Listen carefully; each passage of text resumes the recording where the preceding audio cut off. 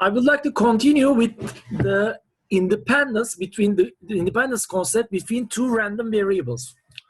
So independence is something that we have talked about when I was talking about Introduction to Probability, lecture series 2, I guess. And here we talked about, the independence of events. And we called event A and event B are independent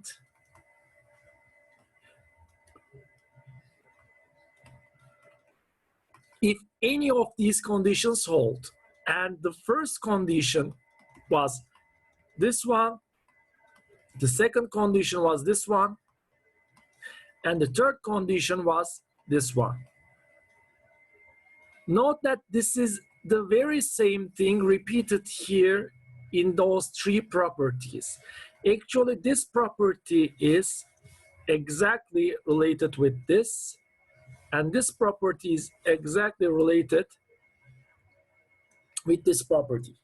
So now we are talking about not probability of events, but probability mass function or probability density function of random variables. When it's probability mass function, actually these two representations are totally equivalent, because probability mass function, this term actually corresponds to probability of y is equal to y given x is equal to x.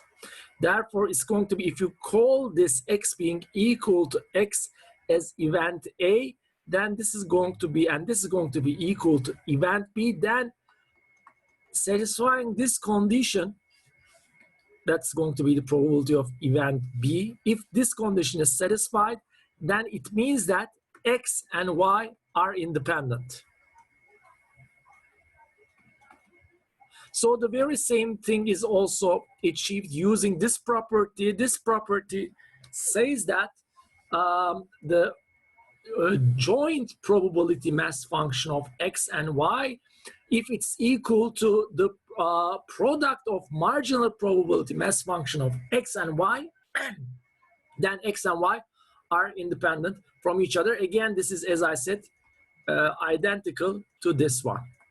Here, A intersection B event is actually x and y occurring the same together, and probability mass function is, as I said, for discrete random variables, equal to probability itself. Now, if we are talking about continuous variables, this time this is not probability mass function, but probability density function.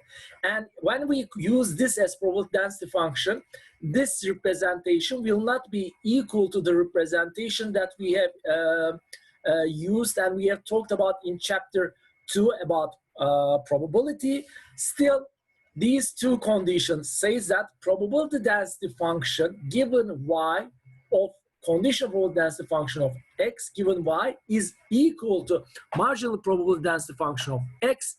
It means that x and y are independent from each other. Now, there is one very important thing here. These conditions should all for all the support of x and y. So if we are talking about probability mass function, this is going to be for all discrete values of x and y.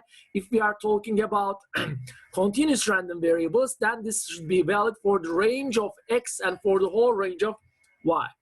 So these three conditions are the same. That fourth condition is simply applicable to a x is not equal, the random variable is not equal to a single variable value here, but x belongs to an interval, and that interval may be an interval consisting of discrete outcomes. Therefore, x is going to be and y is going to be discrete random variables, or this may consist of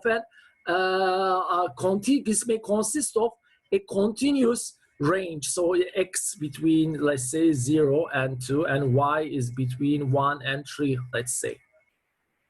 So probable that this intersection of these two events, if it can be represented by probability of x here between 0 and 2, and probability of y being between 1 and 3 separately, and if you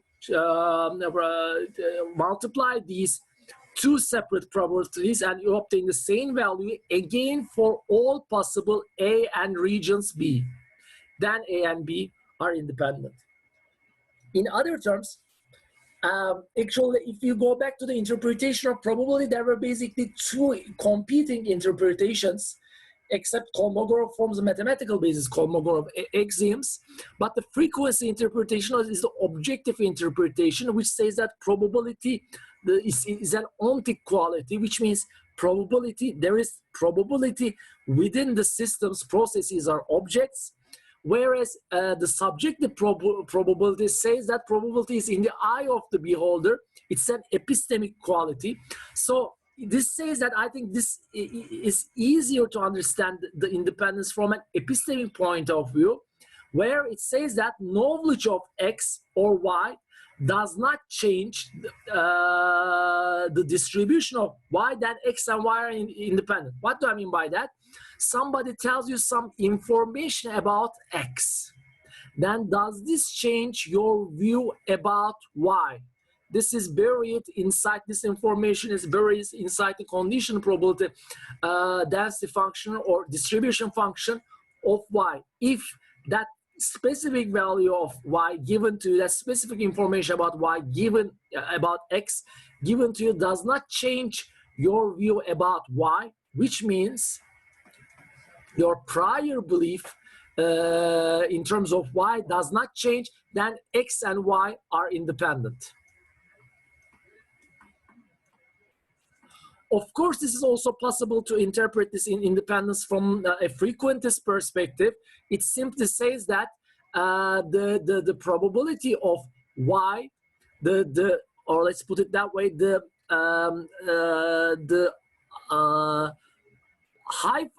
relative frequency of Y, which is the number of trials go to infinity, what's going to be the relative frequency of Y of any value, it does not change, this value does not change with respect to given values of X. This is going to be an objective interpretation also of independence, but I think it's easier to think about, and I recommend you to do that, given that information, certain information about an event or about some variable, does this change the information about the other random variables? That's, I think, easier to understand. So let's try to solve an example. So given the following joint probability mass function for fxy, are X and Y independent? This is the question that we have here. So in order to show that whether X and Y are independent or not, we are going to be using any of these three rules. Note that this may be applicable, but in some certain cases. Here for this question, we are going to be checking for all the discrete values of X and Y, any of these three conditions hold or not. I'm going to be using this one here. I think in your notes, or maybe I are going to also be a couple of those. Let's see that both of, actually both this one or any of those will hold. So it's going to be, I think, more comprehensive way of understanding the whole topic. So in order to, for instance, understand or check any of these equalities, you have to realize that the right-hand side of these equalities consists of marginal probability mass functions or marginal density functions. But note that since this is a discrete distribution, I'm going to be talking about marginal probability mass function. And the left-hand side will be, here is going to be joint probability mass function or conditional probability mass functions, here and here. Hence, first of all, we have to find the marginal probability mass functions. So here, X is a discrete random variable, and the support of X is 1 and 2. And Y is also a discrete random variable, and it takes also non-zero probabilities at 1 and 2, these points. Other than these points, everywhere probability mass function is going to be equal to 0. So therefore, we are going to try to find the probability on this region, which is X times Y region, which is going to be actually 1 over 2 times 1 over 2. So we are going to be dealing with this set. Each of these values, actually combinations of these 1, 1, 1, 2, 2, 1, 2, 2, are going to be used. So fx1 is going to be equal to, well, let's first write the general rule, then I'm going to write the thing here. This marginal mass function can be found as xy, and addition is going to be for all y values. So we are going to do the same thing here. Fx. Note that I'm going to be writing a specific value of the discrete random variable x here, because it's not shown with a function, right, like an exponential function. It's different values are given here. So for each of these random variables, each of these discrete values of the random variable, I have to compute the marginal probability mass function. So fx1 is going to be equal to fxy 1, y is 1, plus fxy 1 and y is 2. Therefore, this is going to be equal to 1, 1, which corresponds to 0.15. This probability here, 0.15, plus x1, y2, which is going to be this probability, 0.05. Therefore, it's going to be 0.20. And fx2 is going to be, well, you can use this summation here, but instead of that, since x consists of only two values, therefore this fx1 plus fx2 here, summation of those two should be equal to 1. Therefore 1 minus 0.20, we have 0.60 and 0.80 here. So fy1 is going to be equal to fxy 1 1 plus fxy 2 1. So therefore it's going to be here all the values of y which is equal to 1. So it's going to be this value here and this value here. So 0.15 plus 0.60, which is 0.75. This does not look like a 75. Now it's better. And fy2, by the same logic here, is going to be 1 minus fy1, which is going to be equal to 1 minus 0.75, which is going to be equal to 1.25. So we have all the probability, marginal probability mass functions. If we go back, if, for instance, we check that this condition is satisfied for all x and y values, we can make sure that this x and y are independent. Let's see whether this is the case. So let me say here, using property 1, that fxy is equal to the product of marginal probability mass functions. Let's see for all xy values. So fxy 1 1, is this equal to, so is this equal to this one? Fxy 1 1 is, let's see, it's this point, this is actually 0.15. Is this equal to fx1 times fy1, which is these two values? So it's 0.20 times 0.75. 0.20 times 0.75. Note that indeed this is the case, so this value is satisfied. fxy 2 1. Note that since we have actually two values, if this is satisfied, the other value should also be satisfied automatically, because we have made sure that this part, but let's make sure that it is the case anyway. So 2 1 is, where is it? It is x is equal to 2, y is equal to 1. Therefore it's going to be, sorry, let me write it again, keep up with the formulation. So this value is 0.60, and this one is x is equal to, this is 0.80 times y is equal to 1.75. And when you multiply those two, it seems like not a very easy thing. Yeah, I think if you multiply 80 by 70, it's going to be 56, and that 0.05 is going to be the half of this 8 is going to be 4, so it's going to be plus 4. Yeah, 60. So this one is also satisfied. All right, this gets a little bit boring, but it's, I think, obvious. 1, 2 is going to be equal to fx1 times fy2. So please check that it's going to work. And all right, let me write it. Since this is not an online live lecture, I have time to do that. So 1, 2 is x is 1, y is 2, 0.05. Is this equal to fx1 0.20 times 0.25? So if you multiply 0.25 by 2, it's going to be 0.5. If you just divide by 10, it's going to be 0.05. So this also holds, and the last one also holds.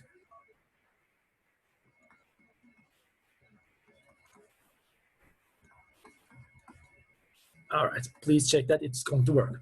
So using property 1, we can come up with these equalities. Hence, we are going to say that therefore x and y are independent. Now, probably if you just look at this question without these calculations, just take a look at this question, the probability density mass function here. Let me make this a little bit clean. And the question is, can you see that x and y are independent from each other? While I'm taking a sip from my coffee, think about that.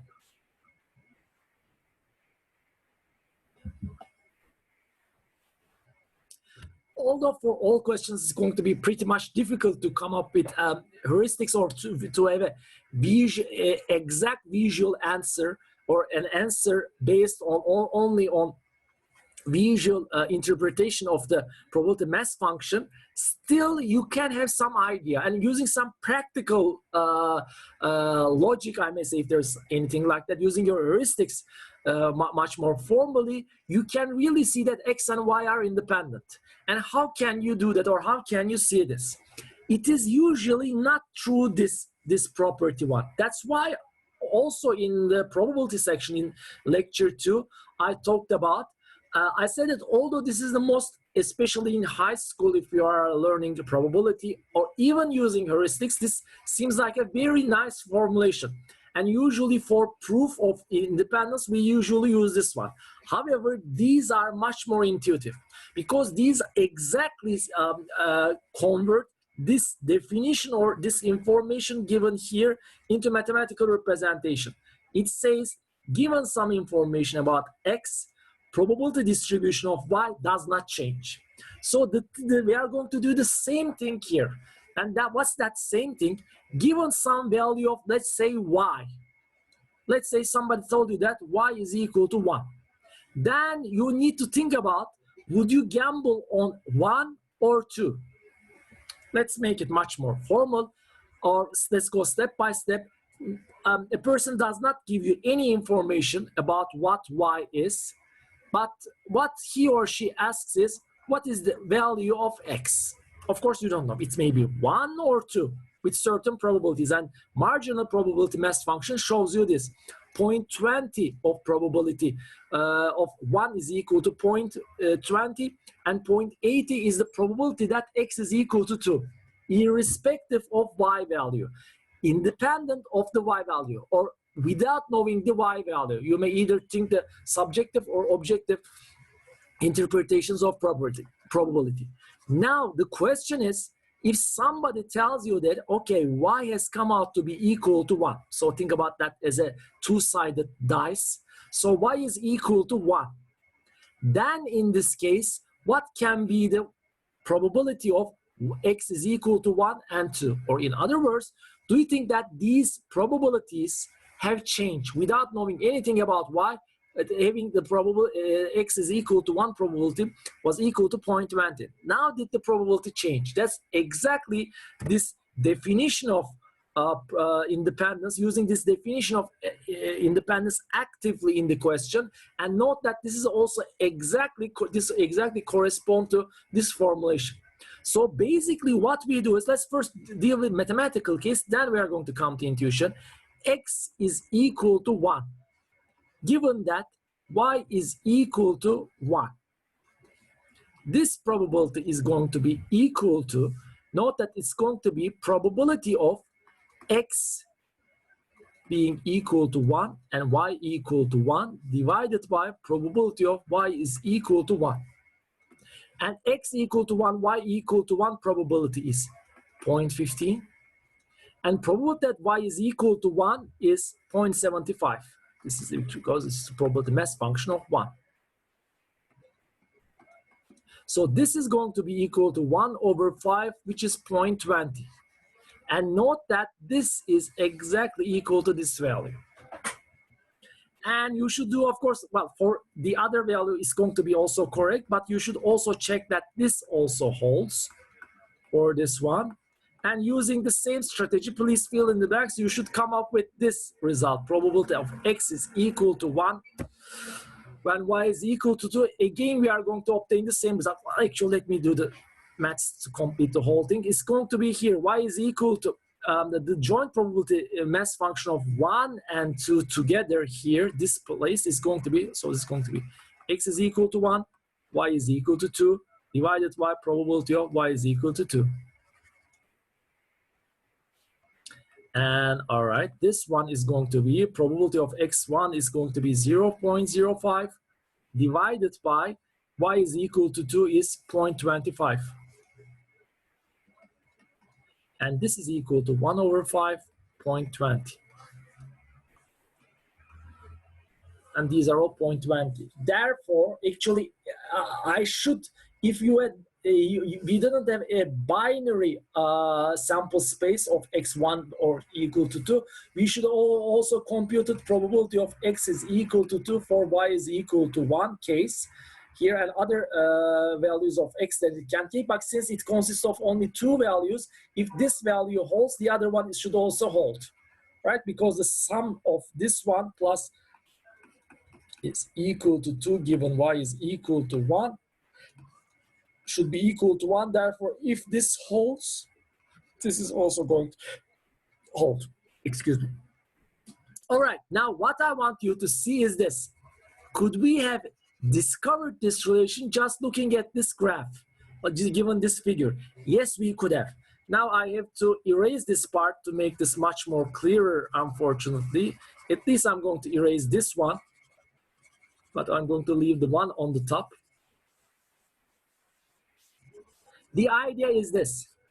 Now, maybe when you look at this figure, you see that these probabilities here, joint probability values, are all different from each other. Or given y is equal to 1, we have different joint probability values for different values of x. And here, given y is equal to 2, we have again different joint probability mass function values. And this maybe will tempt you to think that x and y are not independent. It's not the case. What is important, given y, what is the conditional probability of 1? What do I mean by that? Given y, now note that these probabilities will not be important because we know that y is equal to 1. Therefore, what we call probability of x being equal to 1 will be probability of this point here with respect to this point plus this point. That's exactly what we did here. It's going to be 0.15 plus 0.15 plus 0.60. Therefore, this ratio is 0.20, and that ratio is equal to marginal probability mass function here. That when you do the same thing here, you again have 0.20. Actually, if you take the ratio of those two, it's going to be 0.50, or there's going to be a ratio of 4, and there's going to be a ratio of 4.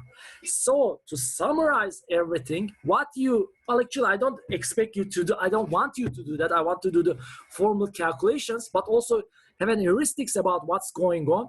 When y is given some information, when some information about y is given, the conditional probability between these two, x1 and x2, or the odds of x1 to x2, what we call, it is the probability of x1, x is equal to 1, the probability of x is equal to 2 has not changed here. Because here we should normalize the probability for both cases, when y is equal to 1 and y is equal to 2. Therefore, x and y are independent. All right, one important point, and I think I have talked about this point, but not with respect to independence. In the previous lecture when we solved a pretty long question about the joint probability, marginal probability density functions, and conditional probability density functions. The idea was, I said that, let me first remind you the question. In XY space, the domain of XY was something like this. And we were interested in the region where Y is greater than X. It was this region. Let me get rid of this X is equal to Y because it's this line here. And this was the domain. And on top of that domain, we had probability distribution function, which was like an exponential, but I don't want to show it again. Now, in this case, I said that when it comes to taking the integral to find the probability, or in mathematical and algebraic terms to find the volume beneath this surface, probability density surface, then the problem is, since this we do not integrate a rectangular coordinate, we cannot take fixed boundaries. So if in that question, if the domain of X and Y formed a rectangular region such as this one, so for any Y value here, right, for here or here, X is going to be always the same X values, this one and this one. Therefore, the boundaries here would be this value and this value and this value and this value, or the order, it may change, whatever. Actually, they are fixed. And I did not talk about anything about independence. Now, there is a relation here, actually. In such a case, with no, when we don't integrate along a rectangular or on a rectangular domain, this automatically means that X and Y are not independent. And the idea is very straightforward. Actually, it's because at the very least, the boundaries of the domain change with respect to X or Y values. When Y is here, for instance, the X value is going to be from this point to this point. It cannot be here or here or here. When Y is equal to this value, the largest X value is going to be here, which automatically means having some information about Y or vice versa about X, it doesn't matter, then the domain of X will, the conditional domain of X, hence therefore the conditional probability density function of X will change, therefore X and Y are not independent. On the other hand, if you have a rectangular domain such as this one, then X and Y may be independent. But still you need to do those mathematics, because those rectangular region, rectangular domain is a necessary but not sufficient condition for independence.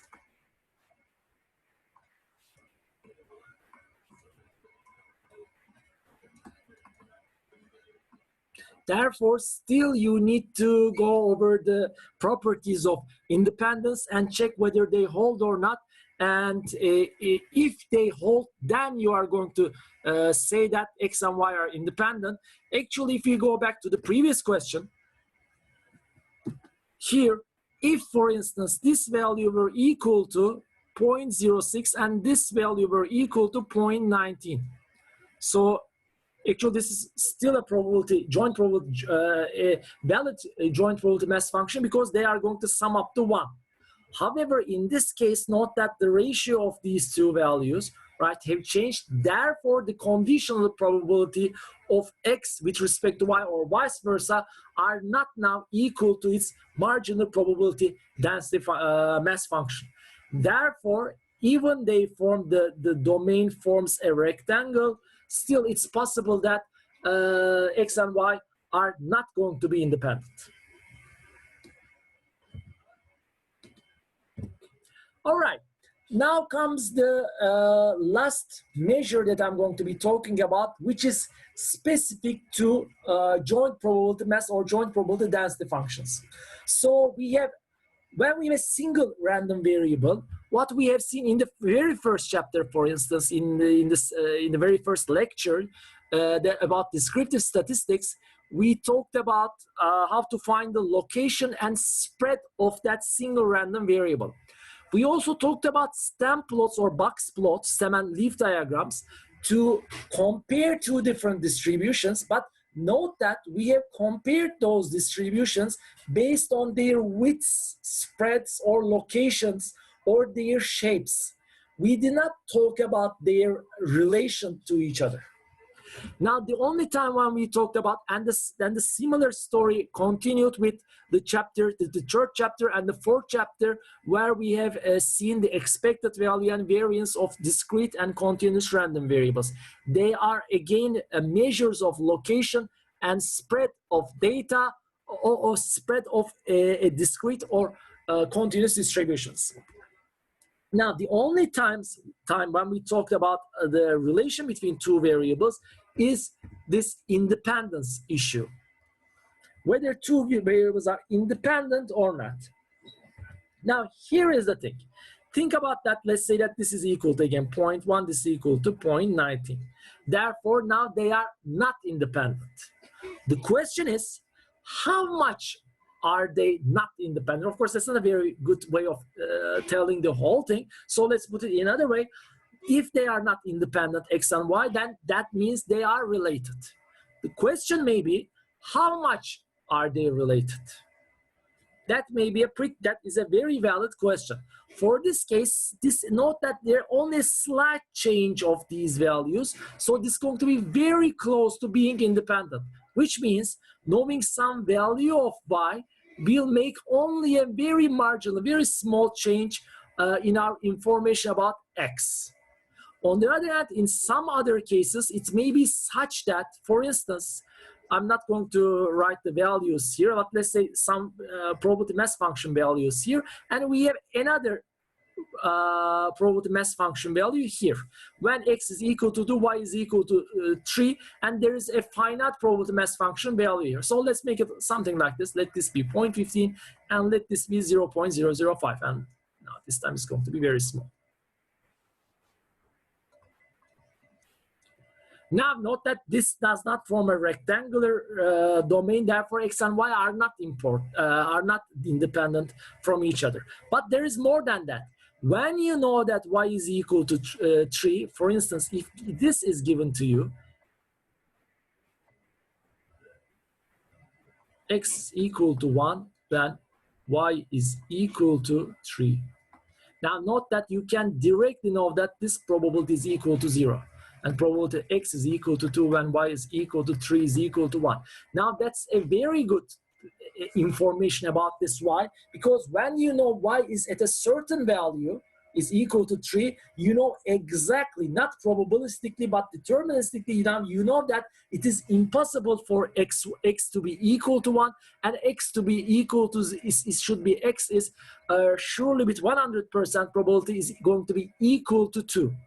And compared to other things, other points here, there's going to be always some probability of 1 and 2, but here there is actually 0 probability of being equal to 1. Therefore, at this point, you can be 100% accurate.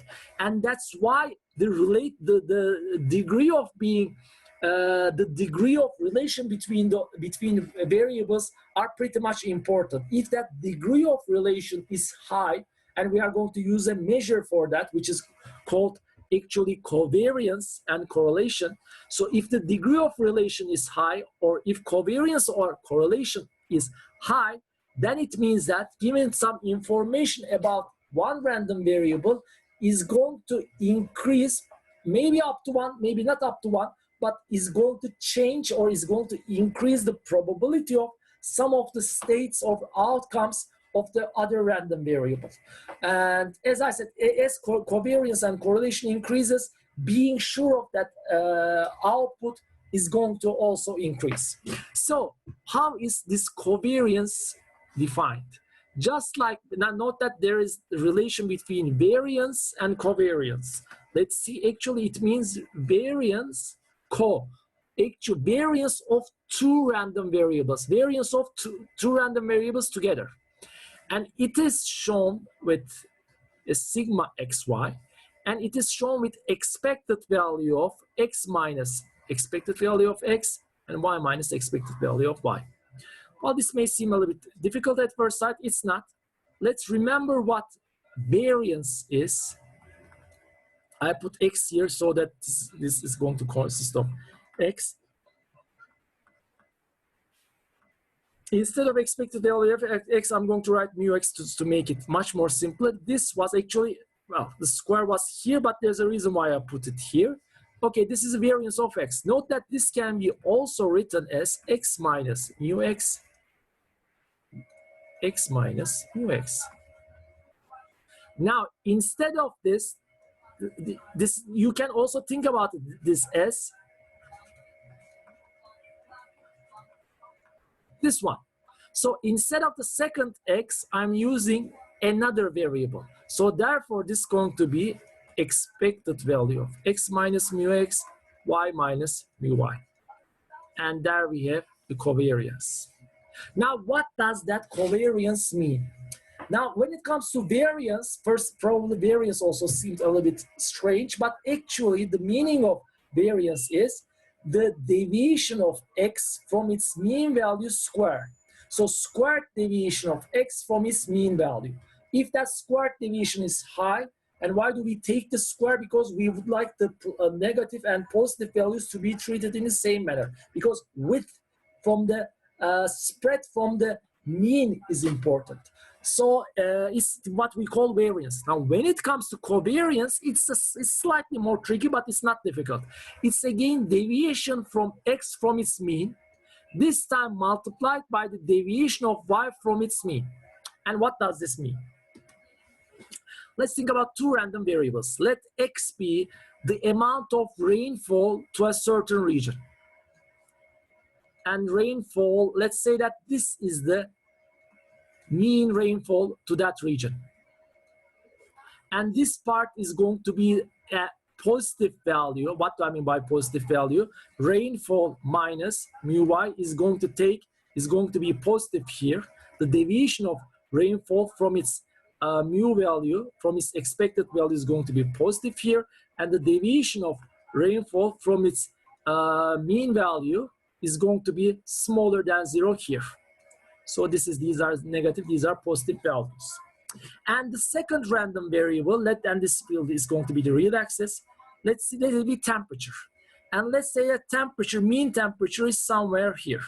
And this time actually temperature minus mean temperature is going to be positive here, and temperature minus mean temperature is going to be negative here in this region. I think these are all obvious. Now, let's use just our rational, our experience. Maybe this is not the case for, I don't know much about climate science, but probably due to our daily experiences, usually as the amount of rain is an indication of the coldness of weather.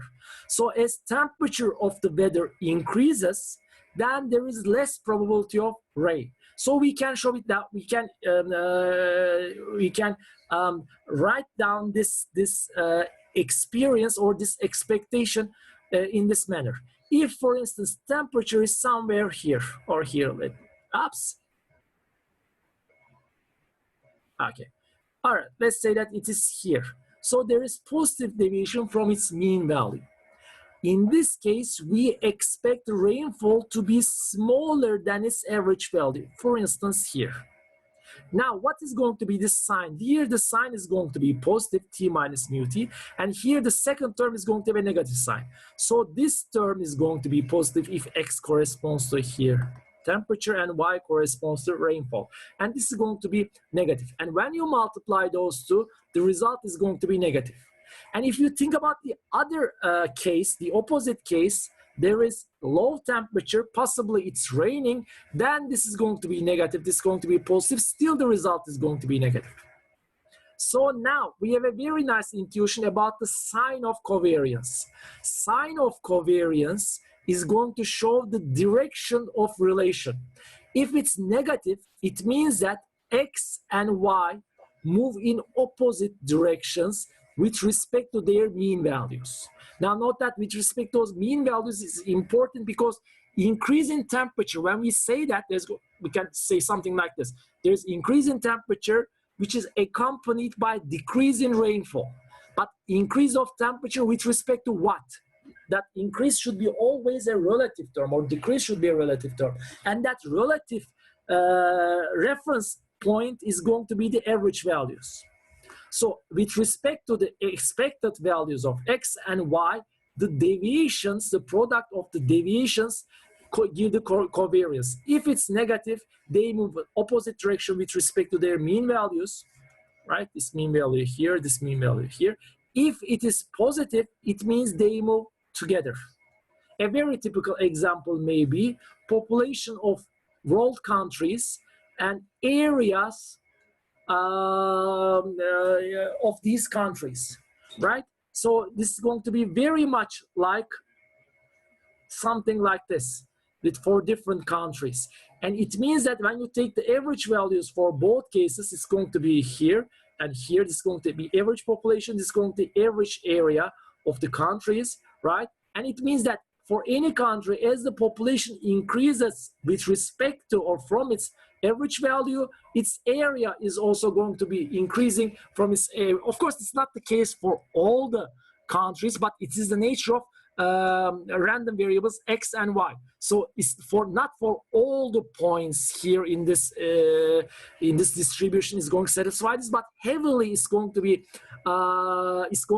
have the distribution of positive number or negative number multiplied by the negative sign deviation from the other random variable.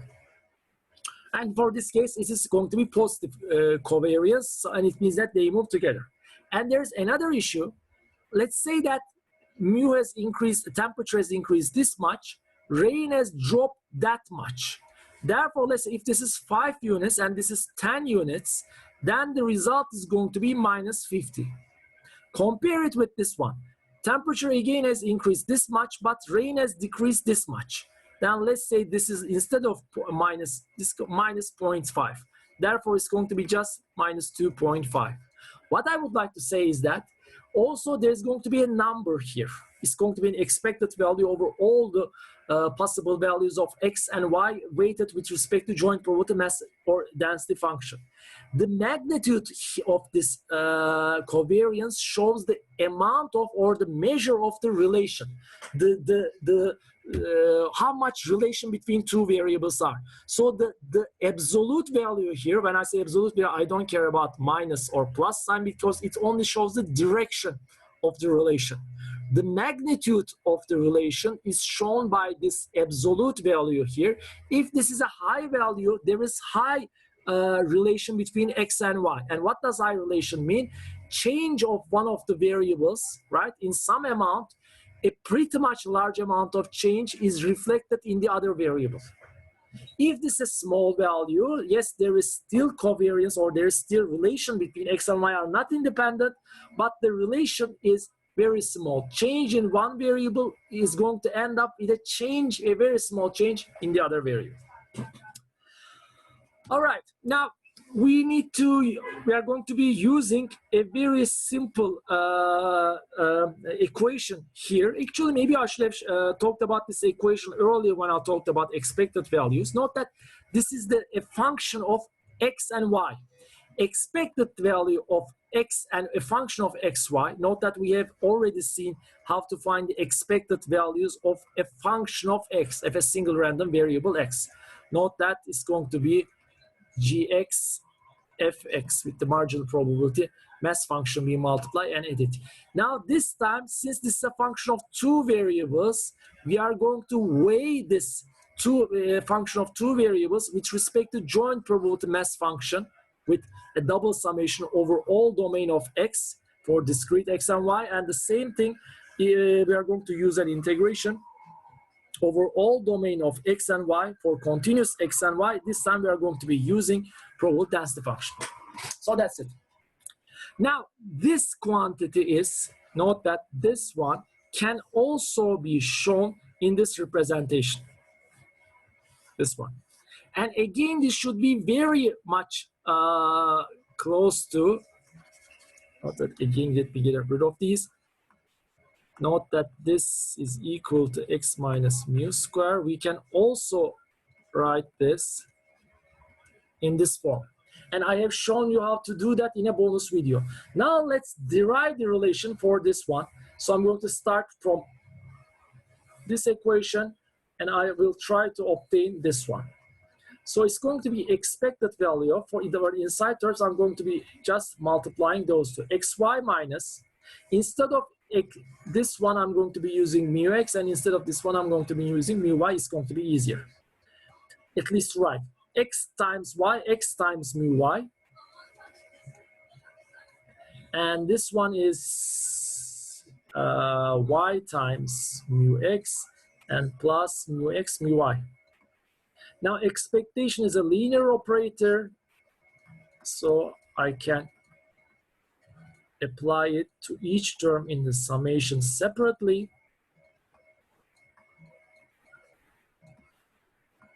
For those who have watched the bonus video, now this step should be pretty much simple. Now mu y and mu x here and also here and here are actually constants, although they are computed using the distribution of x and y. Once they are computed, they are constants, and this is like a constant multiplied by a random variable. We can take the constant c out. Therefore, that's what we are going to do. You take it, this one out, and both of these out. Therefore, we are going to end up with exponential xy minus mu y times exponential x. And this one, mu x times exponential y, and we have plus mu x mu y. Now note that exponential x is mu x, exponential y is mu I. Therefore, we have mu x, mu y product 3 times here, but 2 of them are negative, 1 is positive. Therefore, you end up with this result. And this is going to be very practical in computations. Now, there is one thing about covariance. I said that there is going to be a sign of covariance, plus, minus, and also a magnitude here. The problem with covariance is it is going to depend on the units of x and y, because actually it is x, expected value of x times y. Therefore, the units is going to be whatever the unit of x times unit of y. And think about the rainfall and temperature example. The resulting covariance is going to have a unit of temperature times and whatever the unit they use for rainfall. Actually, I don't know, maybe meter cube per day. I just made that. But when you see a term such as this one, a product of two random variables, it is difficult to interpret this. Think about also the relation between variance and standard deviation.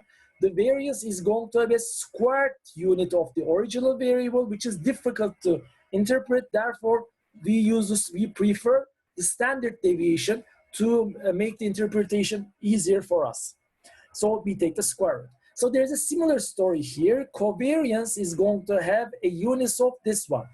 And the magnitude in this case, for instance, again for the unit about the rainfall example, if we have 50, I don't know, Celsius meter cube per day, we are not going to have an idea about whether this is a large value or a small value. If you are not especially very much into those calculations, so we would like a metric, a measure, which is going to give at first sight a very clear indication of about the strength of correlation between two variables. And this is actually what is obtained by correlation. Correlation is very simply covariance normalized. And normalization factor here in the denominator is standard deviation of x and standard deviation of y. Note that in this case, since this consists of the units of x and y, and standard deviation of x and y are going to have the units of x and y respectively, the resulting metric measure is going to be unitless. And there is more. I'm going to skip that proof, but correlation will always be between -1 and +1. And that's a great advantage of the whole thing. So if somebody says that there is a correlation of 0.9 between two variables, you get two ideas. First, there is positive correlation covariance between two variables. It's the same thing because actually the second property says that sign of the correlation is equal to sign of covariance, which means if one increases with respect to its mean, the other one also tends to increase with respect to its mean, and then the degree of relatedness between two random variables is very high. Actually, if it's one exactly, if you give any information about y, x is exactly determined. It means that one correlation is that one. On the other hand, -1 will correspond to the same thing in terms of strength of correlations. For, let's say, it's -0.9. It means two variables are very highly correlated. If one moves, the other also tends to move, but it's going to be in opposite directions.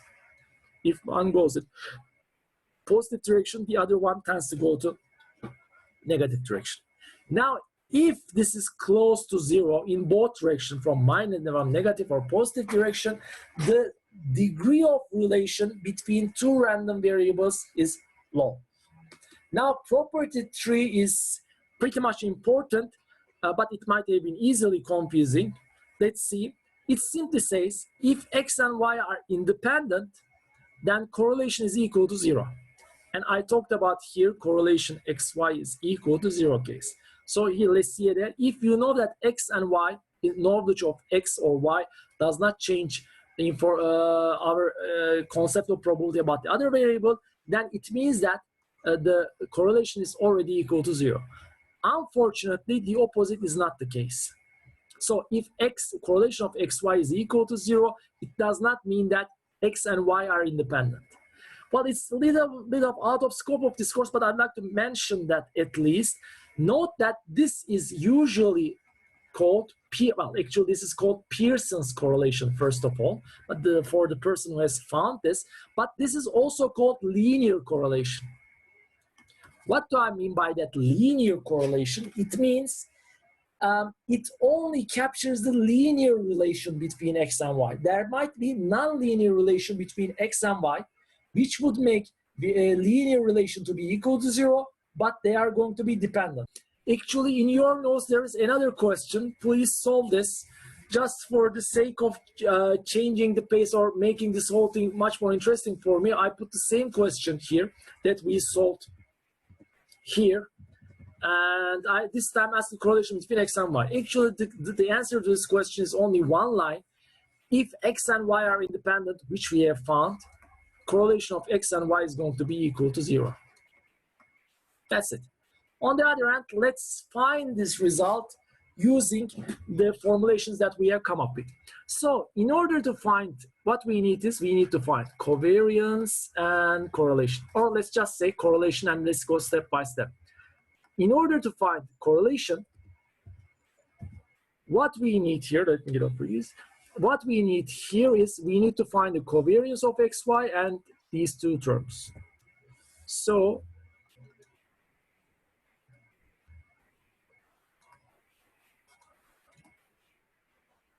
and this term consisted of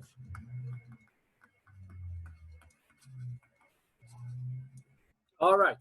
Therefore, the required terms are, let's write one by one. We need to find mu x, mu y, and sigma x, sigma y, and expected value of xy. If we can find those 5 terms, 5 measures, then we can find the correlation. And note that this one and this one is related with the marginal probability mass function of x. This one and this one are related with the marginal probability mass function of y, and this one can be computed using the joint probability mass function of x and y. So the idea is mu x is going to be equal to x fx is going to be from all x values. So let's recall what these values were. Fx, did I erase those? Unfortunately, I erased. All right, so fx1 is going to be equal to 0.20, fx2 is 0.80, fy1 is equal to 0.75, and fy2 is equal to 0.25. All right, so we need to first find these probability, marginal probability mass functions. Then, all right, for x, we have 1 multiplied by 0.20 plus 2 multiplied by 0.80. 1 point, this is going to be 0.20, it's going to be 1.60, 1.80. I don't have the result for this one. I'm doing it right now, so I hope it's going to work. And please make sure that if I'm making a mistake, please correct it. And this is going to be for y values. We have 1 multiplied by 0.75 plus 2 multiplied by 0.25. And this is 0.50, 0.75, 1.25. Is this correct? Yeah, it seems correct. Then we need to find variance of x. So it's going to be, let's see, variance of x is going to be x squared fx. Note that I use this practical, or which I prefer as a practical equation. So x squared, just by copying it and writing a square, is going to work. Minus mu x squared, 1.80 square. Oh, I'm gonna need a calculator. So this is going to be 0.20. This is going to be 4 times, is it 80? Yeah. 4 times 80, oops, 3.2. So this is going to be 3.4 minus 1.80 square. I need to, yeah, I have a calculator here. 1.80 square. 3.24. So this is 0.60. And variance, yeah, and variance of y squared is going to be, this time I'm just going to copy these values and square them, 0.75 and plus 2 square, 0.25, minus 1.25 square. This one is 0.75. This one is 4 times 1, 0. So it's going to be 1.75 minus 1.25 square. What's that value? 15625. And subtracting this value from 1.75, I obtain 0.1875. I take all the significant figures that the calculator finds, because I need to find the exact zero value. So I cannot lose any precision due to rounding off. So what is left here? Let's see. Okay, we need to find this quantity also. xy is going to be equal to expected value of xy is what we need. So it's going to be xy multiplied by xy. Since this is a joint probability density function over domain of x, it's going to be double integral.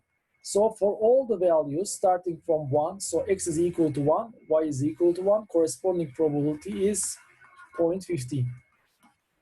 Plus 1 and 2, the corresponding probability is 0.05. Plus 2 and 1 and 0.60, and plus 2 times 2 times 0.20. Let's see if I can handle this out. 0.15, this is 0.10, this is 0.60, 1.20, and this is it 20? Yeah, 4, oops, 0.80, yeah. And if we sum these, it's going to be 2.25. Yeah. Now, covariance of x and y is going to be equal to 2.25. I'm using this equation here, minus mu x mu y, which is 1.80 times 1.25. 1.80 times 1.25. That's very good that this result has come out to be exactly 2.25. Therefore, the result is equal to 0. Hence, covariance is equal to 0, and correlation is going to be equal to covariance, or of course, dividing 0 by any number is going to be 0, but let me show you if this were not 0, what you would have done. You would have done the square root of this value, right? So it's going to be square root of 0.16. Is it equal to 0.4? Yeah. And the other one is 1875, for which I cannot take the square root. Anyway, the result is also equal to 0. So this finishes the derivation and the computation.